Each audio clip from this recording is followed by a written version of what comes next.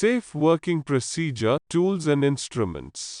Ballasting and the ballasting system.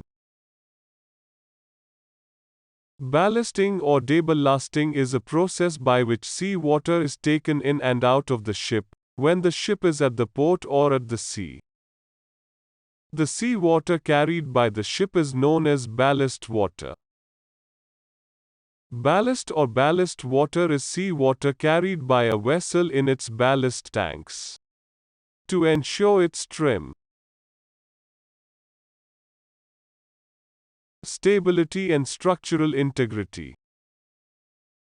Ballast tanks are constructed in ships with piping system and high-capacity ballast pumps to carry out the operation.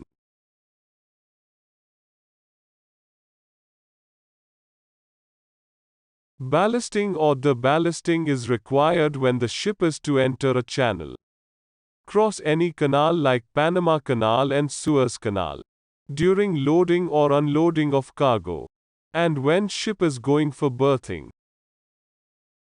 When no cargo is carried by the ship, the latter becomes light in weight, which can affect its stability. For this reason, ballast water is taken in dedicated tanks in the ship to stabilize it.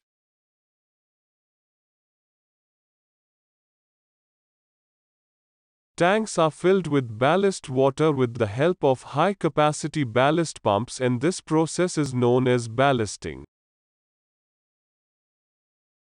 However, when the ship is filled with cargo, the stability of the ship is maintained by cargo itself, and thus there is no requirement of ballast water. The process of taking out ballast water from the ballast tanks to make them empty is known as deballasting. In this picture, a line diagram of ballasting a tank is shown. Ballast pump takes suction from sea chest and sea water is pumped into the ballast tank. Notice that the overboard discharge valve and ballast suction valve from ballast main line is closed.